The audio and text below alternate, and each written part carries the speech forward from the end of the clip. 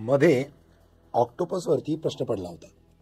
मग आपल्याला विचार करावा लागेल की ऑक्टोपस म्हणजे कोण? मोलस्का. म्हणजे त्याच्यामध्ये क्लोज प्रकारची ब्लड सर्क्युलेशन असणार का?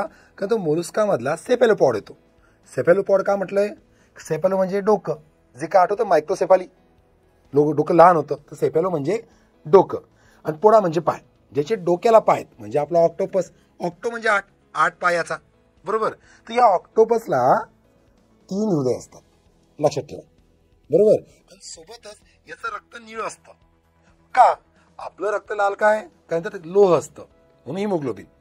पण याच्यामध्ये तुम्हाला त्यासोबत कॉपर दिसतं, हिमोसायनिन, आणि त्या हिमोसायनिनमुळे रक्त त्याचं ब्ल्यू दिसतं. मग इथं आपल्या कामाचं अजून काय? मग या ऑक्टोपसमध्ये अजून वेगळं काय आहे? याला हुशार प्राणी म्हणतात नॉन कॉर्डेट्समध्ये. पण नॉन कॉर्डेट्समधला सगळ्यात हुशार प्राणी कोण?